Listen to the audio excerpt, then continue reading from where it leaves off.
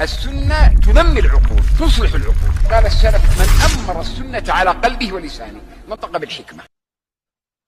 الحمد لله رب العالمين وصلى الله وسلم وبارك على نبينا وحبيبنا محمد ابن عبد الله وعلى آله وصحبه أجمعين. أما بعد. Assalamu alaikum wa rahmatullahi ta'ala wa barakatuh. Respected brothers and sisters, welcome to our weekly class and explanation of Usūl as-Sunnah by Imam Ahl Sunnah, Al-Imam Ahmad ibn Muhammad ibn Hanbal al-Shaybani, rahimahullah ta'ala rahmatan wasi'ah, who died in the year 241 after the Hijrah of Mustafa sallallahu alaihi wasallam. And the explanation that we are currently going through is explanation of our Shaykh Al-Allama Rabee ibn Hadi Umair Al-Madkhalī hafidhahullah ta'ala. And this lesson is in collaboration with our brothers from Nigeria, from Salafiyya Scribes, waffaqahumullah. And last week we started talking about the very important point which Imam Ahmad rahimahullah mentions, which is concerning obeying the Muslim rulers. Obeying the Muslim rulers. And Shaykh Rabee hafidhahullah, he talked about this point in great detail because of the great importance of this matter. And we read most of what the Shaykh said on this matter, but we had Assalamu alaikum, ya Ustaadh. wa alaikum salam wa rahmatullahi wa barakatuh. Okay, so the hadith is Sahih Muslim, reported by Alqama ibn Wa'il from his father, who said that Salama bin Yazid al-Ju'fi, he asked the Messenger of Allah sallallahu alaihi wasallam, and he said, Ya Nabi Allah, what do you think if rulers are appointed over us and they demand their rights and they withhold our rights? So what do you, Ya Rasulullah, command us to do in such a situation? The Prophet sallallahu alaihi wasallam turned away from him. Then he asked the same question again, and the Messenger of Allah sallallahu alaihi wasallam turned away from him again. And he asked him the same question again, and the Prophet sallallahu alaihi wasallam turned away from him again, because this is a serious question. Now, the Prophet ﷺ doesn't like this question. It's a difficult question. So what is it that the Messenger of Allah sallallahu alaihi wasallam is going to say to him? Now, then a companion by the name of Al-Ash'ath ibn Qais radiyallahu an, he pulled him aside. He pulled Salama bin Yazid al-Ju'fi, who was asking the Messenger of Allah sallallahu alaihi wasallam this question. He pulled him aside and he said to him, hear and obey. Hear and obey the rulers, for on them will be their burden, and on you will be your burden. So this is in Sahih Muslim. Now, Shaykh Rabee says, when you look at this narration, yes, you will see that this is the statement of a Sahabi, Ash'ath ibn Qais. And it's not the statement of the Messenger of Allah sallallahu alaihi wasallam. The Shaykh says, let's say it is the statement of Al-Ash'ath. It is the statement of Ash'ath radiyallahu anhu. So what? The Messenger of Allah sallallahu alaihi wasallam heard it and he affirmed it. And you know that the Sunnah is the statements of the Prophet sallallahu alaihi wasallam, his aqwal and his af'al, his actions, and his taqreerat and his approvals. Now, but Shaykh Rabee says, after this hadith in Sahih Muslim, there comes another hadith from a different chain. And in that hadith, it says that the Messenger of Allah sallallahu alaihi wasallam is the one who said this. Is the one who said, Isma'u wa ati'u. Hear and obey. فَإِنَّمَا عَلَيْهِمْ مَا هُمِّلُوا. For on them will be their burden. وَعَلَيْكُمْ مَا حُمِّلْتُمْ. And on you will be your burden. So look at the question that was presented to the Prophet sallallahu alaihi wasallam. How is it that they are going to be rulers? They are going to ask for their rights. They are going to ask us for their rights. But they are not going to give us our rights. How is it? How can it be? And each time the Prophet asked, he turned away. Because he didn't like the question. Because this kind of question is going to lead to fitna. But the Prophet ﷺ said, as we heard, Isma'u wa ati'u فَإِنَّمَا عَلَيْهِمْ مَا حُمِّلُوا وَعَلَيْكُمْ مَا حُمِّلْتُمْ. After this, Shaykh Rabee mentioned another hadith, again from Sahih Muslim, well-known hadith, where the Prophet ﷺ said, whoever from among you sees an evil, then let him change it with his hand. And if he is not able to, then let him change it with his tongue. And if he's not able to, then let him change it with his heart. وَذَلِكَ أَضْعَفُ الْإِيمَانِ. And that is the weakest of Iman. Now, Shaykh Rabee says, commenting on this hadith, he goes, you might have an alim, you might have a scholar who doesn't speak against certain munkarat. Maybe he is scared, or maybe something else, but he hates it in his heart. He hates it in his heart. Now, the people of ahwa, the people of desires, what do they say about these scholars? What will they say about this scholar? They will say he is an agent. He's a government agent. He's a jasus, he's a spy. Look at him, he's flattering the rulers. And other accusations that they will throw at him, which by Allah, they have taken from the communists. The kind of accusations that they will throw at him, this scholar, are accusations and statements which they have taken from no other than the communists. Because these statements and this method of speaking and these ways and these accusations, these are not from the ways of the Muslims. These are from the ways of the communists and the revolutionists and the Ba'athists and the nationalists and the other evil, misguided sects and groups.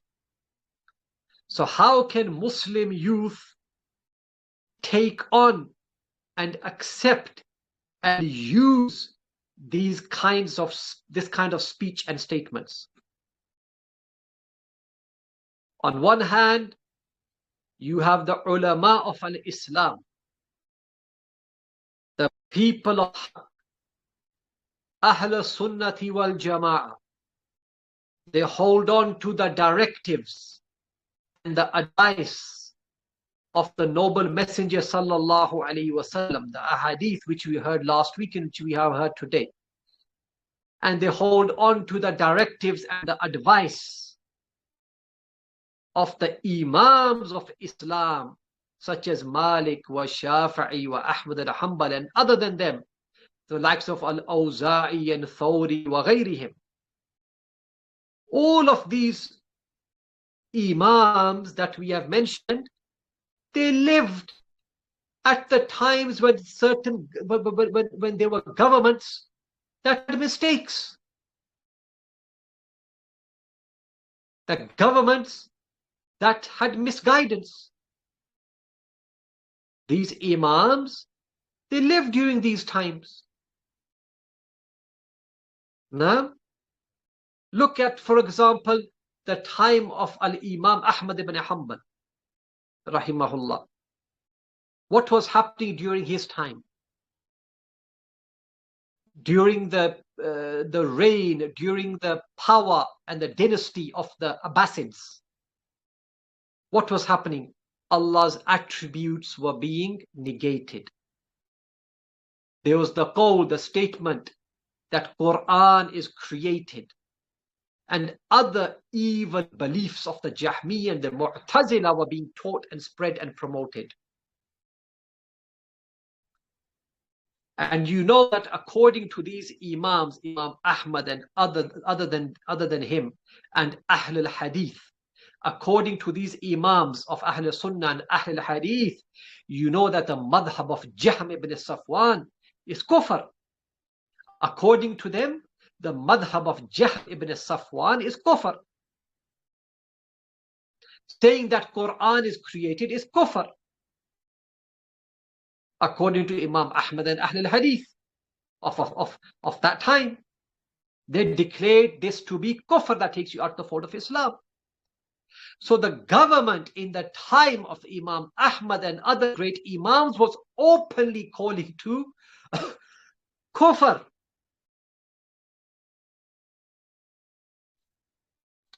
And as you know, some of them wanted to rebel against the ruler. But Imam Ahmad refused and he stopped them. And he said, do not do this. This is going to lead to corruption. This is going to lead to harm upon the Muslims. So Imam Ahmad prohibited them. So now what do we say? Shaykh Rabee says, do we say Imam Ahmad was a coward? Do we say Imam Ahmad was a government agent? The Salaf of this Ummah, our Salaf,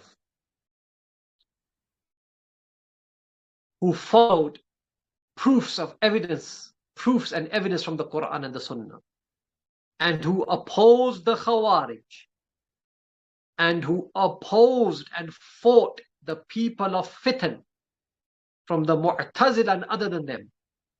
Are we going to say they are government agents and they are spies? Is that what we're going to say about them? No. Shaykh Rabee, he continues, he goes, Wallahi, these deviants, they oppose Ahl Sunnah by using the methods of the socialists and the communists and the Ba'athists and the nationalists and other disbelieving, evil, misguided groups. How can they use such despicable methods and statements and speech against the Muslims? And how can they reject? And why do they not take? And why do they not accept the proofs? And why is it they don't make excuses for Ahl Sunnah? And they know the Ahl Sunnah are following the ahadith of the Messenger of Allah sallallahu alaihi wasallam when it comes to obeying rulers, whether they are good rulers, pious rulers, or whether they are evil, wicked rulers, as long as they are Muslims. So the Ahl al-Dalal, they know the Ahl Sunnah are following proofs and following a hadith when dealing with Muslim rulers. They know that, but they still don't excuse Ahl Sunnah. They still go and attack Ahl Sunnah. And what is worse, that they attack Ahl Sunnah by using the ways of the kuffar, from the socialists and the nationalists and the communists and the other evil and misguided, disbelieving and misguided groups and sects. So Shaykh Rabee continues, he says, for example, he says, I don't want to rebel. I don't believe the ruler has committed kufr, which is clear, open kufr. I don't believe that. I did not make takfir of the ruler. I don't hold him to be a kafir. You, on the other hand, you follow the manhaj of the Khawarij, so you make takfir of the ruler. Okay, just leave me then. Why are you bothering me? Leave me. Don't belittle me. Don't insult me. In fact, it is obligatory upon you to listen and to submit to the statements of the Prophet sallallahu alaihi wasallam. When he sallallahu alaihi wasallam was questioned about rebelling and revolting against Muslim rulers who commit sins and who do this and who do that, the Prophet ﷺ, don't do that as long as they are establishing the prayer, as long as they are praying, and until you see kufr bawah.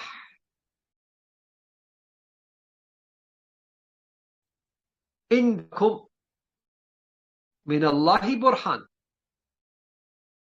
Until you see from the rulers kufr bawah. Until you see from the rulers explicit, clear kufr, for which you have proof from Allah subhanahu wa ta'ala. So Shaykh Rabee continues and he says, now at this time we don't know any recognized, respected scholar who says about some of the rulers who pray and they are still within the fold of Islam. So the Shaykh Rabee is saying, we don't know of any scholar now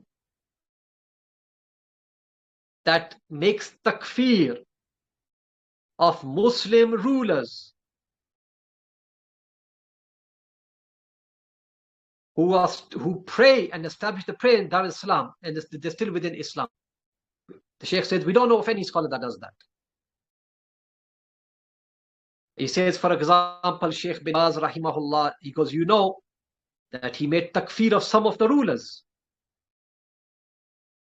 And some of the other scholars also made takfir of some of the rulers. Some of them deserve this takfir. But the Shaykh said, but there are rulers, there are Muslim rulers who are still within the fold of Islam.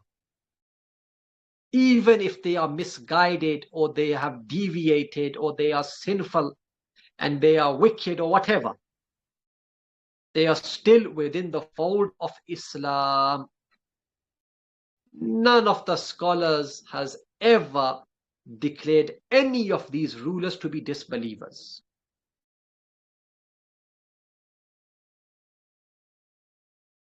No. So the Shaykh rahimahullah says, so there is no alim, there is no recognized and respected alim scholar from Ahl Sunnah, from the purest of people, who says that this hakim is a kafir, that hakim is a kafir, this hakim is a kafir. No. He said the only people we find doing this are the foolish, ignorant ones who are upon the way of the Mu'tazila and the Khawarij. They are the ones that go around making takfir of the rulers. They are the ones that make takfir of the rulers and those who are being ruled. They are the ones that make takfir of the rulers and the armies, the Muslim armies. And all of this, Shaykh Rabee says, all of this has been taken from the teachings and from the school of Sayyid Qutb, the one who demolished the Usūl of Sunnah, and the one who followed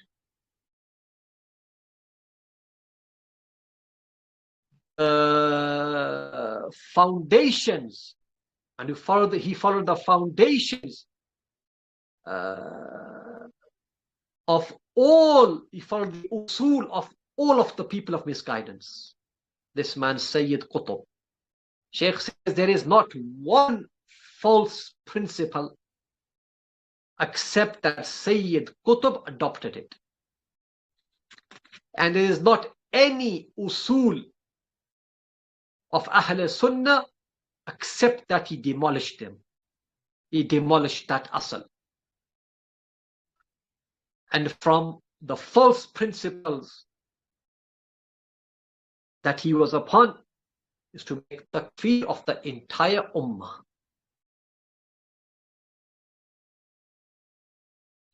And from his false principles that he was upon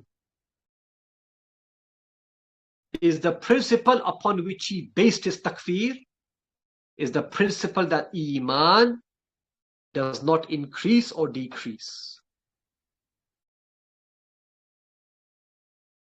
Either you have complete Iman or you have no Iman. That's it. It's either belief or disbelief. As for a Muslim, sinning, then it doesn't exist. A sinful Muslim doesn't exist. So this is where now they say that now if a person was to obey a ruler in one part which opposes the Sharia, they say that he has exited Islam totally. Because remember, for them, you're either a believer or a kafir. There's nothing in between. Yani, what we mean by that, you cannot be a Muslim who sins. So if you obey the Muslim ruler, according to them, in something which is wrong, then you completely leave the fold of Islam. Al-Khawarij wasalu ila hadha al-had. The Khawarij, they have reached this extent. This is the extent which they have reached. So Shaykh says, we hope from the Shabab that they understand. Shaykh Rabee says, now we bring proofs and we bring evidence to clarify the misguidance of this man, Sayyid Qutb, and they don't accept it from us. They don't accept the haqq from you. They refuse to even look into the affair and search for the haqq.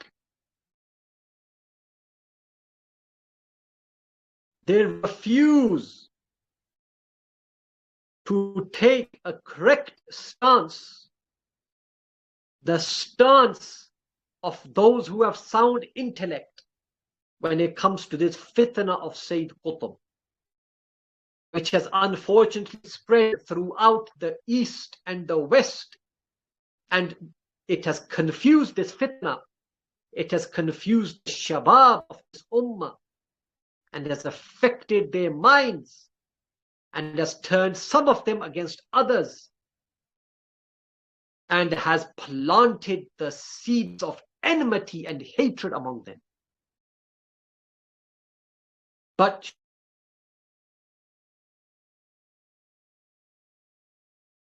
these are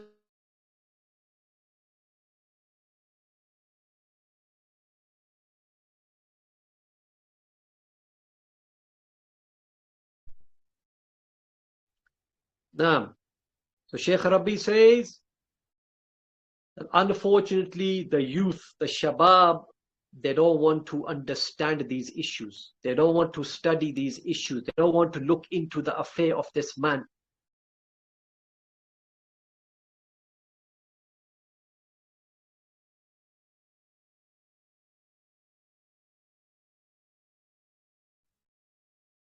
They don't want to know what his aqidah is.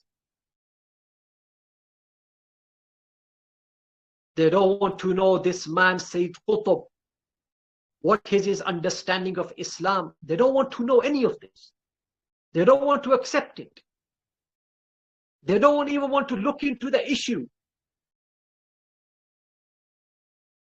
As Allah subhanahu wa ta'ala says, جَعَلُوا أَصَابِعَهُمْ فِي آذَانِهِمْ. They put their fingers into their ears. وَاسْتَغْشَوْا ثِيَابَهُمْ. And they covered themselves up with their garments. وَأَصَرُّوا اسْتَكْبَرُوا اسْتِكْبَارًا. And they persisted in their denial. And they act very arrogantly. So the Shaykh says, Wallahi ya ikhwani. This is by Allah, my brothers. Salaku hadhihi al-masalika sayyi'ah.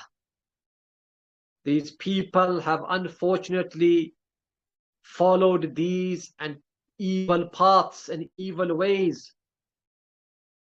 And Shaykh Rabee says, look, we might be saying this now, and we might be a bit harsh and stern, but we are only saying this in this manner so that those who have some aql may wake up.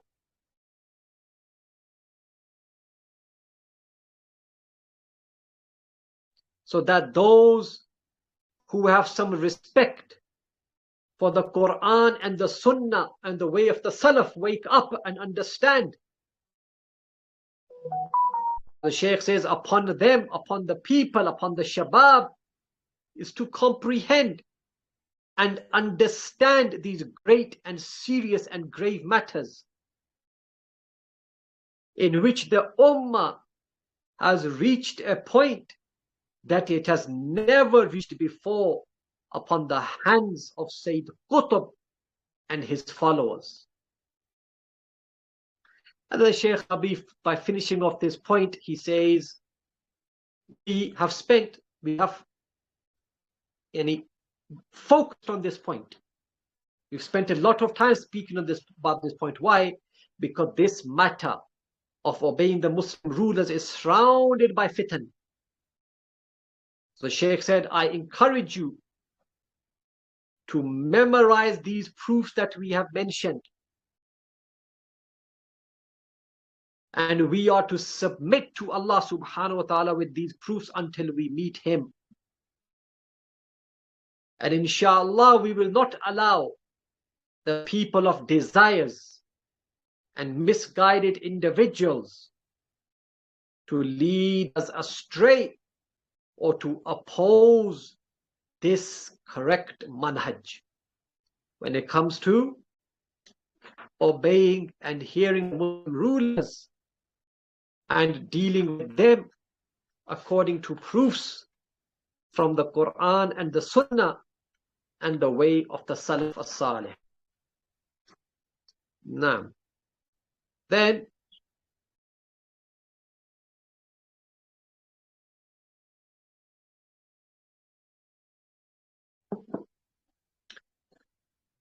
Imam Ahmad rahimahullah continues to the next point, which is that al-jihad is to be carried out until Yawm al-Qiyamah with the ruler who is righteous and the ruler who is sinful. That is the next part Imam Ahmad rahimahullah is going to speak about. Now, still talking about the Muslim rulers, but from a different angle, or a different a different point connected to the Muslim rulers.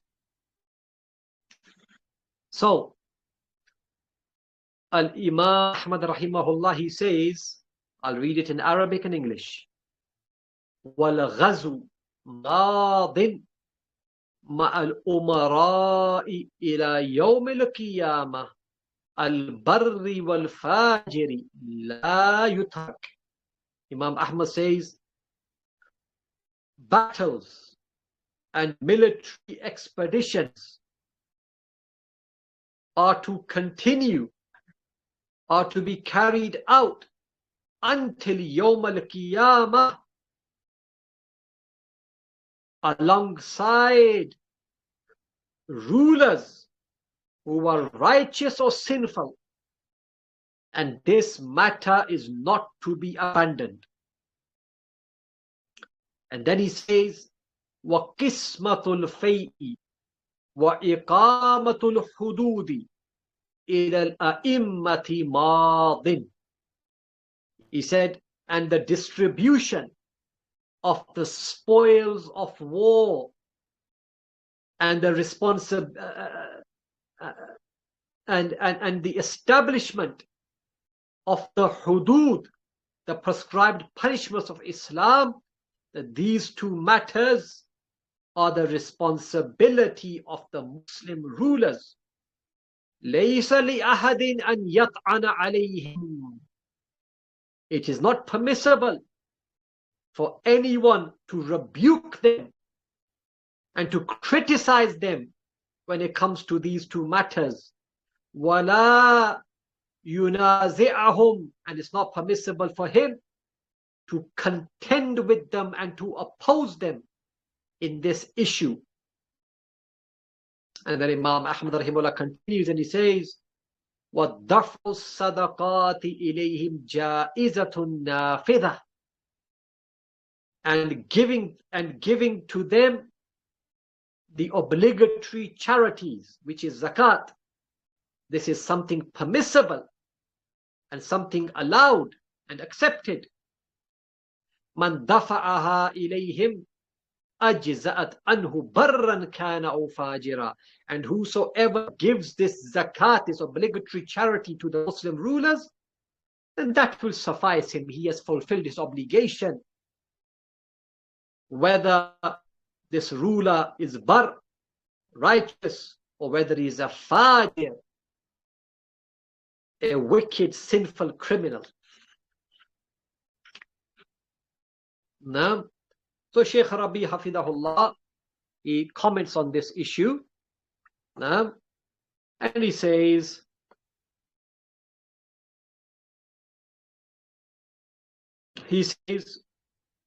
Imam Ahmad rahimahullah said that military expeditions and battles are to be carried out with the rulers until Yawm al-Qiyamah, whether this ruler is righteous or sinful.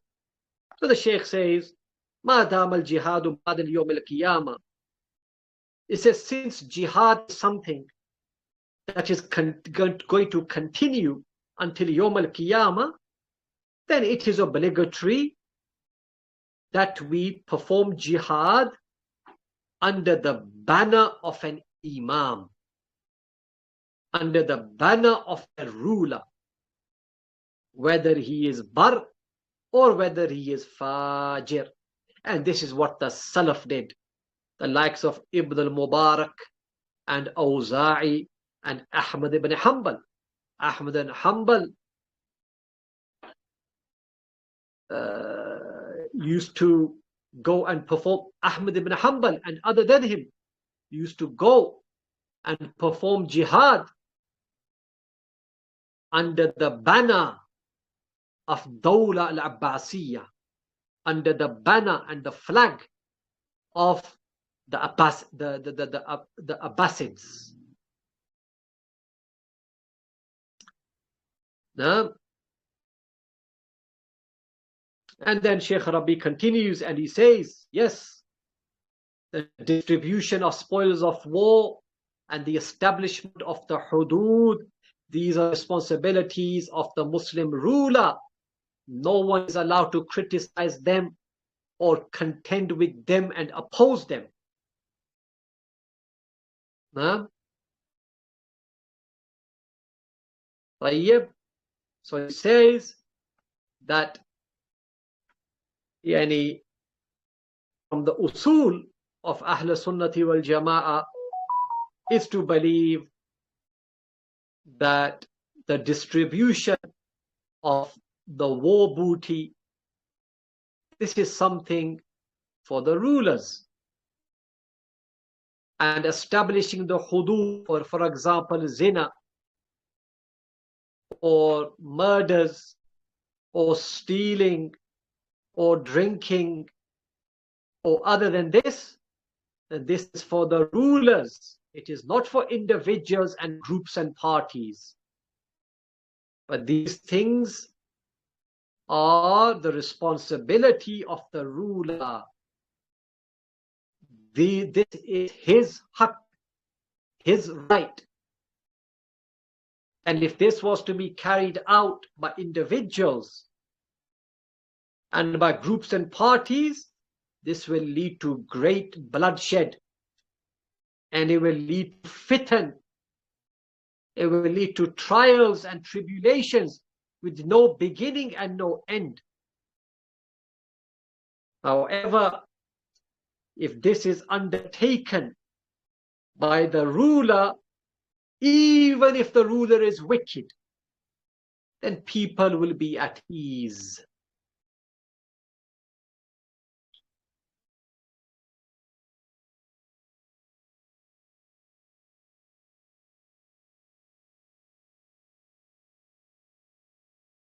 And the ummah will not face fitan. لَيْسَ لِأَحَدٍ أَنْ يَطْعَنَ عَلَيْهِمْ. It's not permissible for anyone or any person to rebuke and criticize the rulers, not when it comes to the distribution of spoils of war, and not when it comes to establishing the hudud, as it was done by Dhul Khuwaisirah. You know, Dhul Khuwaisirah, when he criticized the Prophet ﷺ, when the Prophet was distributing the gold. So Imam Ahmad says, it is not permissible for anyone to criticize the Muslim rulers when it comes to establishing the hudud, the prescribed punishments, and when it comes to the distribution of the spoils of war. And then Imam Ahmad said that giving the rulers your obligatory charity, which is a zakat, is something which is permissible and allowed. Why? Because the Muslim ruler has the right to distribute the zakat according to what he sees fit. This is the right of the Muslim ruler. This is the responsibility of the Muslim ruler. So you give him the zakat, and then it's his right. He has the right to see where I should give this zakat.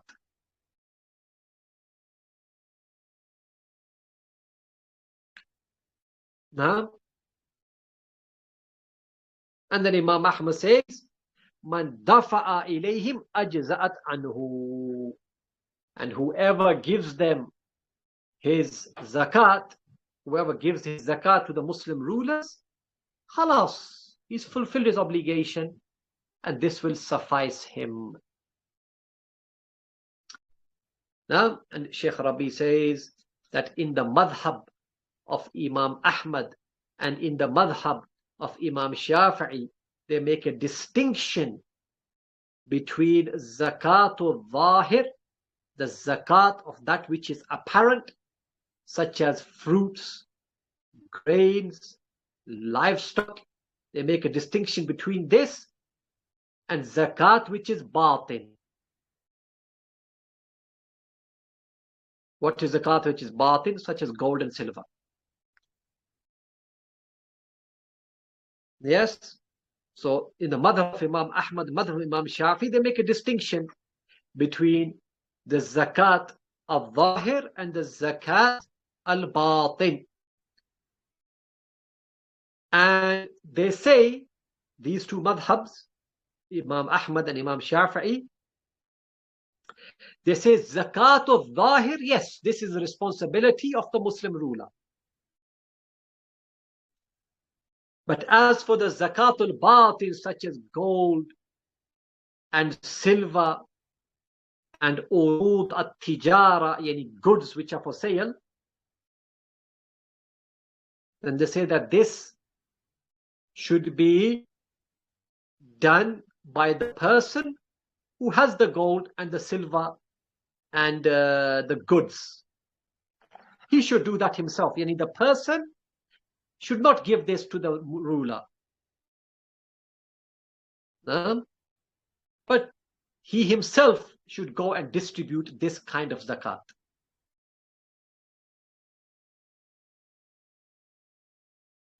So if he has gold, silver, business, a business where he's selling goods, then let him deal with his own zakat.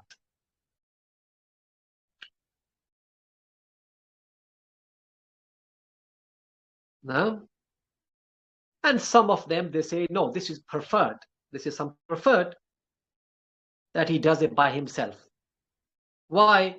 Because then he will be at rest that it has gone to the right people. But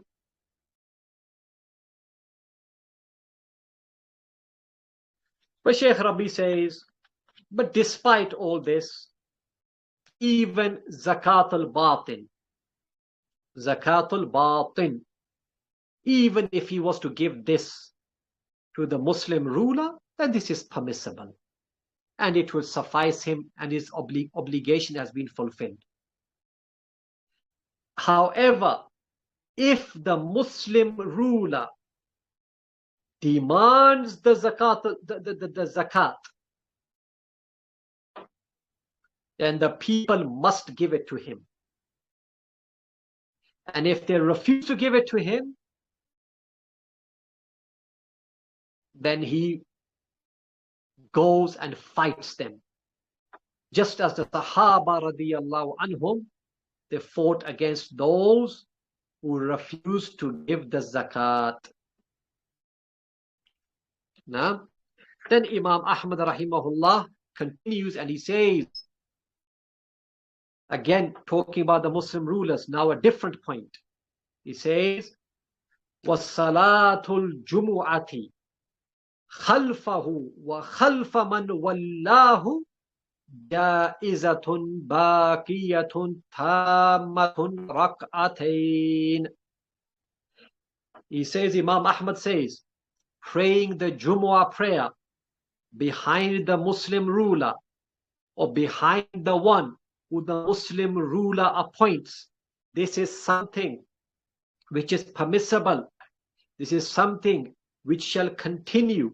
This is something which is perfect and complete. And is done as 2 rakahs. Jaizatun, baqiyatun, tammatun, rak'atayn. That Imam Ahmad says, whoever repeats the Jummah, whoever repeats these 2 rak'at, then he is an innovator who has opposed the narrations, who has abandoned the narrations and has opposed the Sunnah. لَيْسَ لَهُ مِنْ فَضْلِ الْجُمُعَةِ شَيْءٍ. He shall not get any of the virtues of Jumu'ah. إِذَا لَمْ يَرَ الصَّلَاةَ خَلْفَ الْأَئِمَّةِ مَنْ كَانُوا بَرُّهُمْ وَفَاجِرُهُمْ. Yani this person who goes and repeats his Jumu'ah, he will not get any of the virtues of the reward of Jumu'ah. If he does not believe,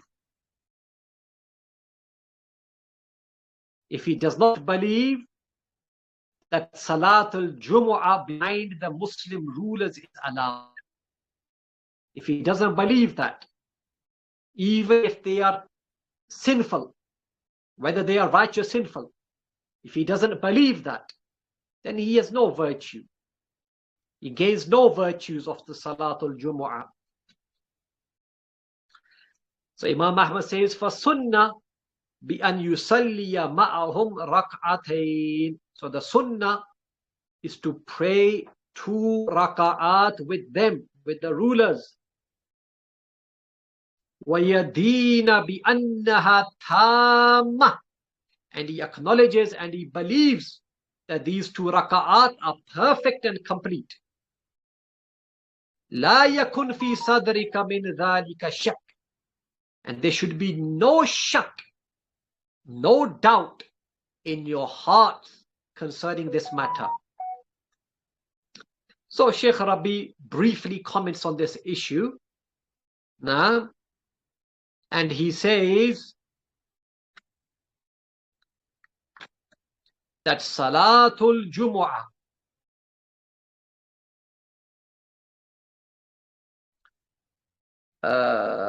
is to be prayed. Salatul Jumu'ah is permissible and is to be prayed behind the ruler and behind those who the ruler appoints from the governors or the judges or the imams of the masajid. Imam Ahmad says, Jaizatun baqiyatun tammatu rak'ah. This is something permissible, and these 2 raka'at are complete and perfect. And whoever repeats them, whoever repeats this Jumu'ah, then he is an innovator. So Shaykh Rabee says, some people, they repeat Salatul Jumu'ah because according to him, he believes he has an excuse.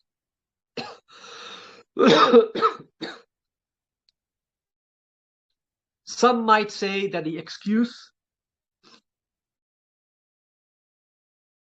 is that we didn't reach the required number of people. Yani we didn't reach 40 people. Or some might repeat the Jumu'ah because they believe that the Salah, the prayer of the Imam, is batil. It's not correct. Shaykh Rabee says this second one is worse and more evil than the first one who repeated it. The first one repeated it because he thought we didn't have enough people, we didn't have 40 people, which is a wrong opinion, but he believes that's the opinion he follows. So he thinks that he has a valid excuse to repeat the Jummah. And the second person, he repeats it because he says that the Salah behind this Imam, his Salah, is not correct. No doubt the second one is worse than the first one. This one's an innovator. This was an innovator. So even if the Imam who is leading the Jumu'ah, even if he himself is an innovator, you pray behind him and you don't repeat it. Even if he is a tyrant, a zalim, you pray behind him Jummah, you don't repeat it. And if you do repeat it, then you are a mubtadi'. Then you are an innovator. And this is why Imam Ahmad said that the Sunnah is to pray behind them 2 raka'at and to acknowledge that these 2 raka'at are complete and perfect. لا يكن في صدرك من ذلك شيء. And you should have no shak, no doubt in your heart regarding this issue. Now,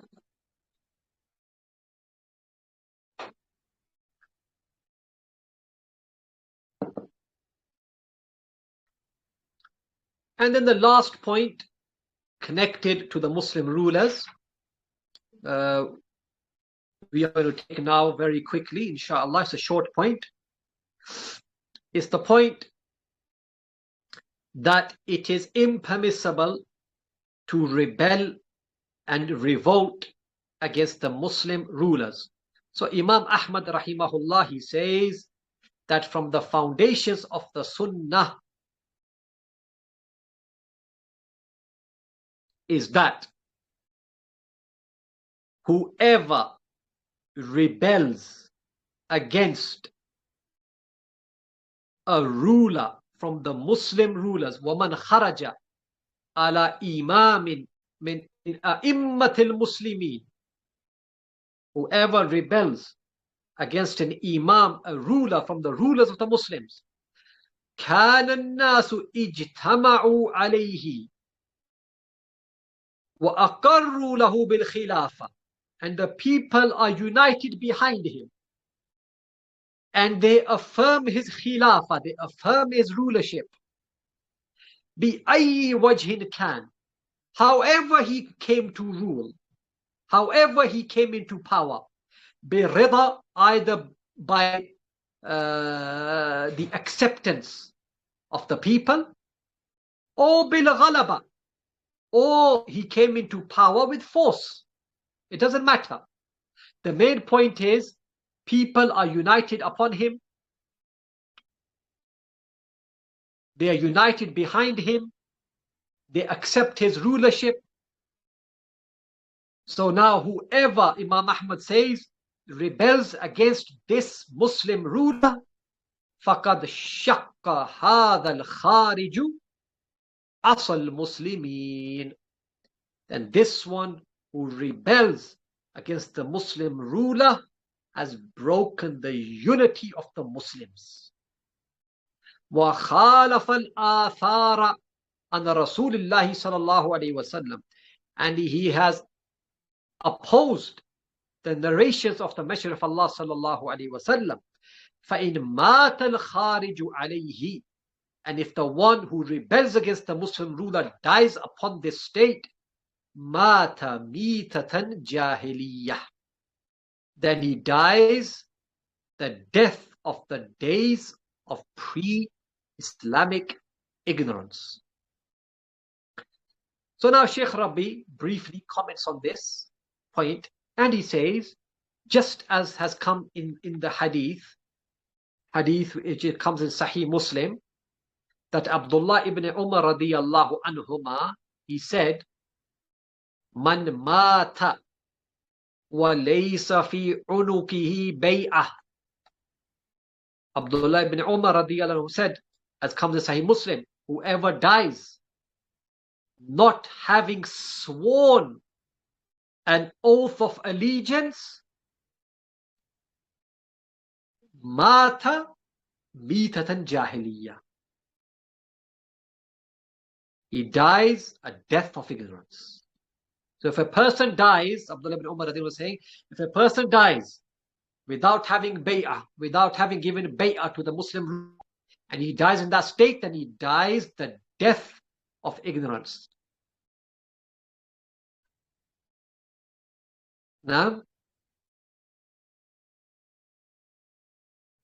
and another hadith, the Prophet sallallahu alaihi wasallam said in Sahih Muslim, وَمَنْ خَرَجَ مِنَ الطَّاعَةِ, whoever abandons the obedience to the ruler, وَفَارَكَ الْجَمَاعَةِ, and splits away from the jama'ah, the main body of the Muslims, فَمَاتَ, and then he dies upon this state, مَاتَ مِيتَةً جَاهِلِيَّةً, he dies the death of the days of pre-Islamic ignorance.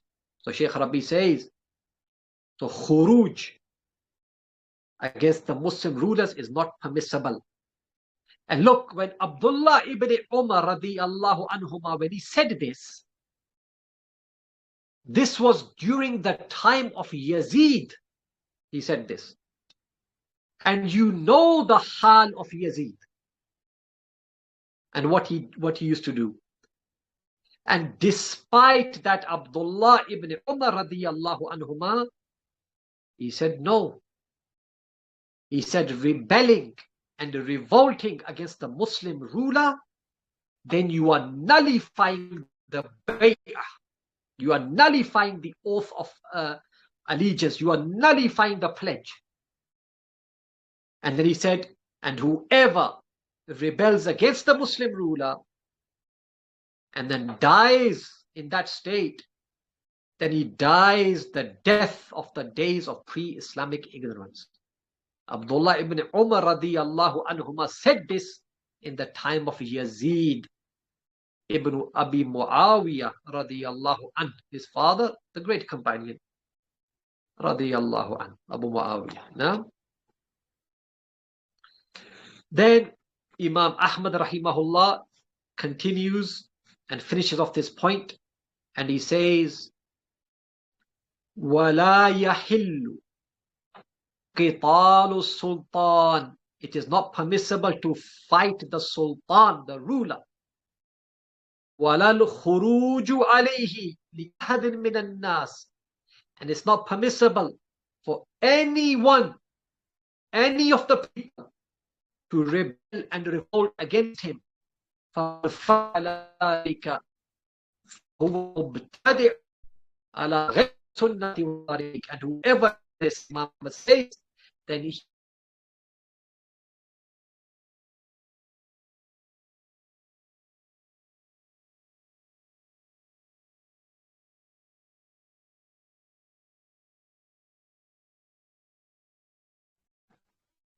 now, then Imam Ahmad rahimahullah said, then whoever does this, yeah, who